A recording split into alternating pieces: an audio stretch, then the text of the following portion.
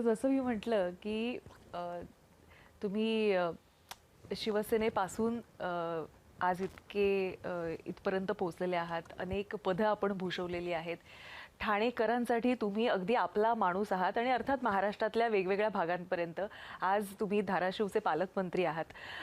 हे सगळं जेव्हा तुम्ही पाहत असता, जेव्हा हे करत असता, जिथून सुरुवात केली होती शिवसेनेतून आणि आज शिवसेना म्हणजे त्यावेळी अनडिवायडेड होती, आता थोडी डिवाइड झाली, त्याच्यानंतर पद चिन्ह सगळं तुमच्याकडे आलं, हे सगळं जेव्हा सरनाईक पाहतात तेव्हा काय वाटतं सरनाईकांना? नाही बघा, प्रताप सरनाईक हा कार्यकर्ता म्हणून विद्यार्थी संघटनेपासून काम करत होता. म्हणजे मला आता जवळजवळ 40 ते 42 वर्ष झाली राजकारणामध्ये.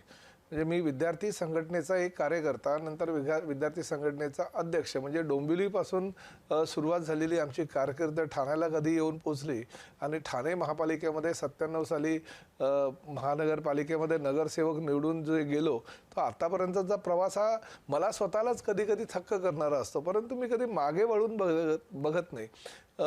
मी आणि शिंदेसाहेब आम्ही दोघेही एकत्रितपणे एकदाच महापालिकेमध्ये 1997 साली प्रवेश केला आणि त्यावेळेस शिंदेसाहेबसुद्धा असे गंभीर, कारण धर्मवीर आनंद दिघे साहेबांच्या तालमीतला एक त्यांचा पट्टशिष्य, बाळासाहेबांच्या विचाराने चालणारा एक सर्वसामान्य शिवसैनिक म्हणून ते काम करत असताना फार अबोल होते. सभागृहामध्ये जेवढं बोलायचं तेवढंच बोलायचे आणि त्यानंतरही फक्त सर्वसामान्य शिवसैनिकांसाठी, जनतेसाठी 24 तास काम करणारा कार्यकर्ता म्हणजे म्हणून त्यांची ओळख होती. आमची एवढे वर्ष झाले मैत्री ही टिकली, परंतु मला असं वाटलं नव्हतं की अचानक ते मला परिवहन मंत्री करतील.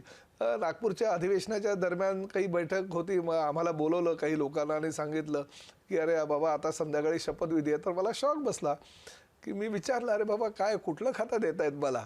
तर म्हणाले टिंग टिंग, असं मला एका प्रियसनी त्यांच्या सांगितलं. मला म्हणजे आनंद ह्या गोष्टीचा झाला की कुणीतरी हे खातं मला मिळेल, ते खातं मिळेल म्हणून आनंदी असतं. परंतु एसटी महामंडळासारखं डिपार्टमेंट ज्या खात्यामध्ये आहे ते खातं मला दिलं, कारण लाल परी दिली आहे तुम्हाला. लाल परीवर माझा लहानपणापासूनच, कारण शेवटी ग्रामीण भागातून आलेला मी एक कार्यकर्ता असल्या कारणानं आणि एसटीतनं प्रवास केलेला आहे कुटुंबासमवेत किंवा स्वतः. त्यामुळे एस टीवर एक वेगळा जीव आहे आणि त्या एस टी महामंडळामध्ये काहीतरी बदल घडवावे म्हणून मी गेल्या 1 वर्षापासून प्रयत्न करतोय. बघा आता मी आल्यापासून 3000 बसेस आल्यात. आता परत ह्या वर्षी आम्ही 3000 + 5000 म्हणजे 8000 बसेस करतोय. म्हणजे ट्रान्सपोर्ट डिपार्टमेंटच्या माध्यमातून एस टी महामंडळाला सक्षम करण्याचा माझा उद्देश आहे. काही आमच्या स्वारगेट प्रकरण झालं होतं, महिलांवर अत्याचार झाले होते, त्या माध्यमातून सर्व बसेस ह्या